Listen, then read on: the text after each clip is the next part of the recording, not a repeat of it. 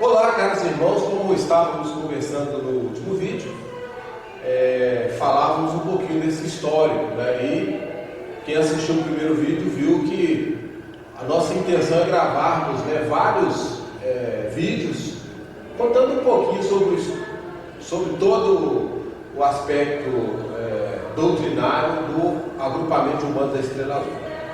Então, no primeiro a gente fez um breve traçado sobre todo o período de vivência nossa com os dois mestres, ou seja, com o mestre Caniumá inicialmente e posteriormente com o mestre Arapiaga, e onde houve a fundação, né, do agrupamento de Umbanda da Estrela Azul, ou seja, o templo a choupana do caboclo da Cobra Coral, mais conhecido como Aueá. Lembrando que no primeiro vídeo falávamos que oficialmente a casa foi inaugurada depois da aquisição do lote em 8 de dezembro de 2001. Óbvio agora que nós vamos enfatizar esse período, né, de transição. Se vocês perceberam no primeiro vídeo, eu falava que nós locamos no lote adjacente, ou seja, no mesmo endereço, né, que é a Rua Urano, no número 141, o espaço inicial do trabalho. Com o tempo de trabalho, nós adquirimos o lote 153, que são contíguos, né? Um é paralelo ao outro. E esses dois lotes hoje dizem respeito a toda a limitação e abrangência do espaço templário.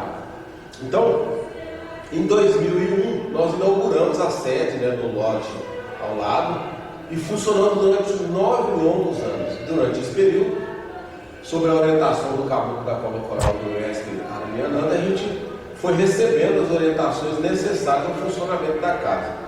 E dentre esses funcionamentos, a gente recebeu, por determinação do caboclo, toda uma estrutura, né, que a gente chama hoje de estrutura essencial, funcional e organizacional. É como funciona a casa. Nós vamos falar sobre esses aspectos um pouco mais para frente no vídeo, né, posterior, que a gente estiver dialogando a respeito da doutrina adotada dentro da instituição do Aueá. Mas o que nos interessa nesse momento é que durante esses 9 primeiros anos, no templo da sede antiga, nós fizemos inúmeros atendimentos. E se você se lembra, no primeiro vídeo dissemos, né, que a nossa primeira reunião tinha um pouco mais de 30 pessoas. E grande maioria dessas pessoas eram parentes, né, dos médicos que integram o grupo. Lógico que o tempo foi passando, a casa foi sendo conhecida quase que numa divulgação de boca a boca e foi ganhando volume. E durante esse período, né, já sob a orientação do mestre Arapiaga, que tinha designado na ocasião o mestre Taxanã, a gente foi reformulando a casa, o grupo mediúnico, fomos sedimentando a doutrina segundo o mestrado do caboclo da Cobra Coral, que deveria vigorar na casa. E oportunamente a gente lembra, né, que quando ele nos passou a estrutura, ele nos deu 5 palavras, né, bastante interessantes, que hoje a gente sabe que esses atributos, ou seja, essas qualidades da casa podem ser aplicadas em qualquer ambiente, que é a dedicação, a honestidade, a disciplina, a tolerância e a cooperação. Ele, nas suas primeiras manifestações na sede antiga, disse-nos que esses 5 aspectos seriam essenciais para que a gente pudesse alavancar todo o trabalho já projetado, plasmado pelos mentores que integrariam efetivamente a corrente astral dos espíritos, né, que iriam assistir todo o trabalho junto à comunidade terrena. E assim fizemos. Então a casa funcionou durante 9 anos no lote 141, que é aqui do lado desse que estamos aqui gravando. E com isso nós fomos convidando a comunidade a atuar conosco. Lógico que durante esse período o grupo passaram inúmeros médicos, né? Alguns não estão aqui mais, mas parte deles sim, são os mais antigos, os mais experimentados da casa. Dentre eles a gente pode citar o próprio Tachirodã, que é meu imediato, a Dambiara, que é a Sandra, assim como a Manacaã, que é a Patrícia, e outros médios iniciados que a casa tem hoje. Esse grupo é hoje o que dá a sustentação dos trabalhos efetivos, né, que são executados a cada sábados quinzenais, conforme o cronograma que nós lançamos todo início de ano, e principalmente às terças-feiras, né, no rito de louvação Araxá Ogum. E nesse aspecto eu queria ser bastante enfático, porque quando nós, antes da gente locar o imóvel que citamos no primeiro vídeo, que é o do número 141, é importante dizer que o rito de louvação Araxá Ogum, nos moldes que é dado pelos Sete Espadas, quando ele faz lá alusão aos guardiões da cruz, a gente começou a adotar nos 2 anos anteriores, antes de inaugurar a casa. Então fazemos as nossas reuniões internas e desenvolvemos o rito de louvação Araxá Ogum somente com as pessoas integradas à casa, e mais especificamente, nem toda terça-feira era possível que todas as pessoas pudessem participar. Eu, mais a minha esposa e meu filho, né, mais velho, a gente fazia o rito de louvação Araxá Ogum, que hoje é o rito executado oficialmente no Aueá todas as terças-feiras. É um rito hoje com a presença de público bastante expressiva, e é um rito onde nós temos a oportunidade de sempre estar trabalhando um pouco mais a doutrina de Umbanda, um pouquinho diferente do que fazemos no sábado. O sábado, o nosso atendimento, eles são imediatos, né? Ou seja, há manifestação espiritual através dos sensitivos, dos médios, dos cavalos, dos burros, né? Como nós chamamos no linguajar de terreiro. Então esse trabalho ao sábado ele é executado nos moldes tradicionais da Umbanda, né? Com consulta, entrevista, orientações espirituais. E às terças-feiras não, nós não temos a atuação mecânica da apresentação espiritual. Então nós fazemos somente uma louvação, e é um rito que ele é bem mais curto do que o executado no sábado. Nos ritos de sábado, nos ritos quinzenais, como nós chamamos, que é o rito de harmonização com os ancestrais, nosso rito começa às 19 horas e quase sempre termina à meia-noite, às vezes um pouco antes da meia-noite, ou das 24 horas. Diferente do rito de terça-feira. O rito de terça-feira nós iniciamos às 20h30 impreterivelmente, e geralmente às 22 horas a gente já encerrou o rito. Mas é um rito para aquelas pessoas que gostam de trabalhar os aspectos dos atributos espirituais. A gente fala muito sobre essa doutrina essencial da Umbanda. E quando nós falamos de doutrina essencial da Umbanda, também gostaria de deixar registrado que quando nós fomos ao encontro, né, do mestre Arapiaga, à busca do que preconizava a ordem iniciática do Cruzeiro Divino, fomos porque nos simpatizávamos com os trabalhos realizados especialmente pelo caboclo da Sete Espadas, pelo mestre Araxamanã, que era o senhor do Batão da Guia, pelo próprio Tapuia, pelo pai Joaquim e outros espíritos, né, que manifestavam por intermédio do mestre Arapiaga. Lógico que hoje nós não temos mais a assiduidade junto ao mestre Arapiaga.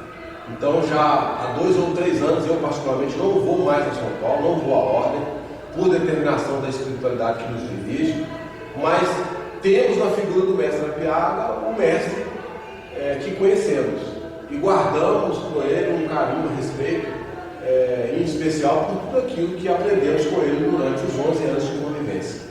Ou seja, assim, num breve esclarecer, nós praticamos a Umbanda há 26 anos. Durante esse período nós ficamos 11 com o mestre Carimar e ficamos 11 com o mestre Arapiaga. Então dão 22 anos. E os outros 4 anos que sobram é esse período de transição, onde nós partimos da Umbanda popular para o início da prática da Umbanda esotérica, com o mestre Carimar. E os outros 2 ou 3 anos é exatamente esse período aí, que a gente já não vai mais à ordem, e a gente acompanha o mestre Arapiaga apenas virtualmente.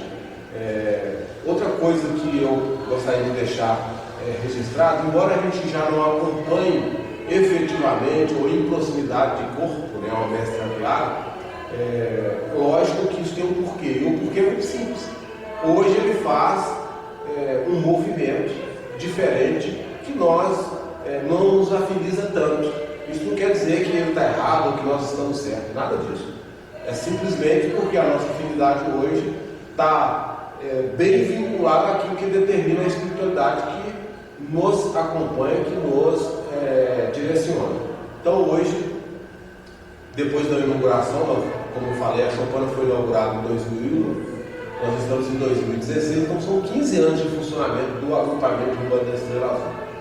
E dentro desse período, as coisas foram chegando para o intermédio espiritual. Hoje, dentro do nosso grau, dentro do nosso trabalho, nós estamos contentes pelo trabalho que realizamos junto à comunidade aqui de Belo Horizonte. Bom, quando nós falamos que a Choupana foi inaugurada em 2001, também precisa deixar registrado que ela funcionou na sede antiga, ou seja, no lote ao lado aqui, durante 8 para 9 anos. Então, de 2001 a 2009, ela funcionou no lote 141, que ainda é nosso, ele ainda é locado por nós, mas hoje funciona mais como uma parte administrativa ou ambiente templário, onde estão situados a biblioteca, a cantina, as partes administrativas, né, da nossa casa fica no lote contíguo ao lado. E parte também do herbário, né, que nós utilizamos, ou seja, as ervas que nós colhemos, os banhos que nós preparamos, são tirados, né, desse espaço que é a sede antiga. Então, se ela foi inaugurada em 2009, houve uma migração da sede antiga para a sede nova, que é essa que nós estamos aqui. Isso teve, óbvio, a mão da espiritualidade. E é esse ponto que eu gostaria de enfatizar, porque durante esses 9 primeiros anos, né, que o OEA funcionou na sede antiga, os mentores vinham nos preparando e dizendo que nós iríamos adquirir um espaço novo que fosse nosso, que não fosse locado e que a gente não corresse risco de simplesmente perder o chão. E aí foi onde, por providência espiritual dos mentores que integram o OEA, a gente conseguiu, por doações de pessoas, iniciativas e doações de pessoas que frequentavam a comunidade, até mesmo de integrantes da casa, a possibilidade da aquisição desse espaço que nós estamos aqui hoje, que é a sede atual do OEA. E digo, não no número 141, que ainda continua nosso, mas no número 153, que é onde foi construído o Templo Novo, que é esse que vocês já devem ter visto fotos aí divulgados através do YouTube, através do nosso próprio institucional, até mesmo fotos separadas de pessoas e frequentadores que vêm à nossa casa, e vez ou outra eles estão divulgando, né, essas imagens que são públicas. E digo, não há problema nenhum em divulgar essas imagens, mostrando exatamente a nossa sede nova. Hoje, óbvio, que após a inauguração desse espaço no número 153, nós temos um espaço mais amplo, como vocês devem estar percebendo aqui, onde a gente consegue receber por reunião até 150 pessoas sentadas, coisa que não era possível receber no tempo antigo, onde tínhamos poucos bancos e não comportava mais que 30 ou 40 pessoas sentadas. Hoje não, nós temos um espaço bem mais amplo, a sede nova nos possibilita, pela própria estrutura, até mesmo um ambiente onde os mentores, ao se manifestarem, podem atender um pouco mais de espaço e não ficando tão tumultuado o trabalho. Temos também uma área bastante arejada, né? Hoje o nosso templo é bastante arejado, é um templo bastante iluminado, e isso facilita muito o nosso trabalho junto à comunidade terrena. Algumas pessoas perguntam para nós, mas por que você fala e se refere a umbanda esotérica? E aí a gente queria deixar esse aspecto também registrado.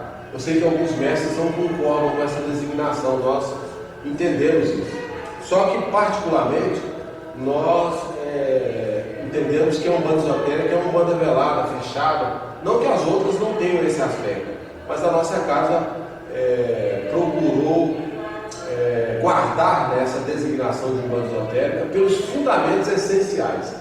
Isso não quer dizer que nós da umbanda esotérica ou praticantes da umbanda esotérica somos melhores do que aqueles que praticam umbanda popular ou daqueles que praticam outros tipos de umbanda, tal como já existem mestres aí mostrando essas inúmeras derivações e que são importantes, né, para o movimento umbandista. A nossa casa, dentro dessa particularidade, ela é bastante fiel, né, àquilo ou aos ensinamentos iniciais do Pai Mata. E isso, dentre elas, a gente guardou essa designação, né, de umbanda esotérica como ESO, fechado, velado, justamente pelo processo da transmissão iniciática. E, além do mais, dos fundamentos que nos remete à essência. E isso enfatizando que nós não estamos preocupados com a forma, mas sim com a essência do que se busca no movimento. Então, com a inauguração da sede nova, nós tivemos uma ampliação de todos os tipos de trabalho que poderiam ser executados pela nossa casa, coisa que até então só ficava no campo da ideação da sede antiga. Hoje não, nós temos uma estrutura que nos acomoda satisfatoriamente e não podemos de forma alguma reclamar, como fazíamos na sede antiga, um espaço apertado, com pouca ventilação, pouca luminosidade.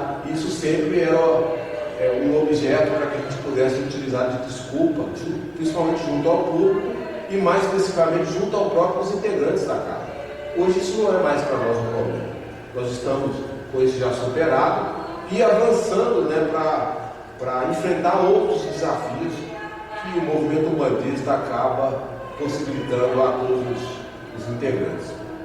Bom, quando falamos que o caboclo da cova coral ele estipulou para nós, designou uma estrutura essencial, funcional e organizacional, citada por nós aqui já, ou seja, dedicação, honestidade, disciplina, com tolerância e cooperação, ele quis mostrar para nós um rumo, onde a gente pudesse executar todas as atividades de forma convergente, a atender sempre à qualidade do terreno. E com isso, a casa foi estruturada em cima de 12 setores, que a gente chama de setores, que são oficinas templárias que funcionam em tempo real a cada gira, a cada encontro mediúnico que acontece na instituição.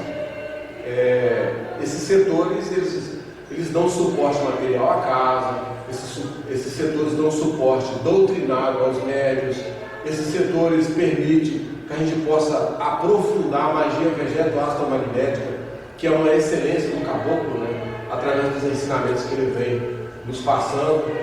E em cima disso nós conseguimos fundar, montar o que a gente chama hoje de setor de ciência, ou mais especificamente laboratório, e temos pessoas preparadas para manipular todo tipo de material que nós utilizamos no dia a dia de terreiro. Então, eu diria que esses setores vieram justamente para dar esse suporte que o caboclo pedia, para que a gente pudesse assim facilitar o trabalho de caridade prestado a todos os assistentes, a todas as pessoas que procurassem ou apoiar, seja nas terças-feiras, seja nos sábados. Bom, outra coisa bastante curiosa que durante esses últimos 6 anos, que já na sede nova, é esse processo de heterogeneidade dos sensitivos que passaram pelo AUEA. Alguns ficaram, outros saíram, mas todos eles contribuíram dentro de suas capacidades para que a gente pudesse avançar no propósito já pré-acordado com a espiritualidade que nos acompanha. E quando nós falamos em espiritualidade, é inegável o nosso respeito, o nosso carinho, não só pelo mentor que dirige a casa, que é o caboclo da cova coral, mas também a 2 valorosos trabalhadores. Aliás, todos eles que me assistem são valorosos trabalhadores, mas eu queria e não poderia deixar de registrar o trabalho feito na sede anterior pelo Sr. Giramundo, que é o Exu que responde pela guarda templária, e que foi muito importante nesse momento, nesse movimento de abarcamento, tanto de médiuns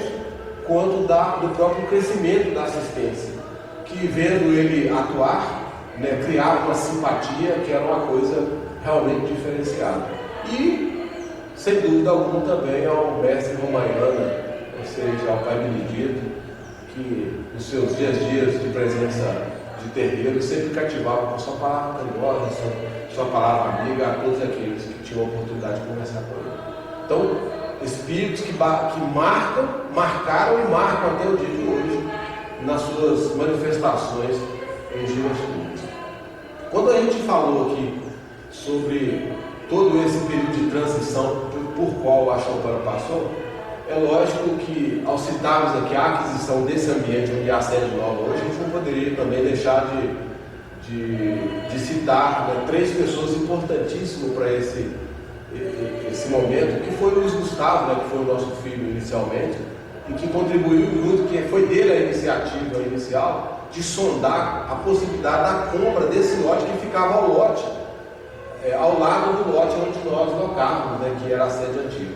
E as pessoas que efetivamente participaram, né, desse movimento de captação financeira para a aquisição do espaço e a própria construção do templo, que é o André Luiz, né, e o Milton Teixeira, que foram dois médicos também que passaram pela casa e que, de certa forma, contribuíram muito para que isso pudesse ser realizado.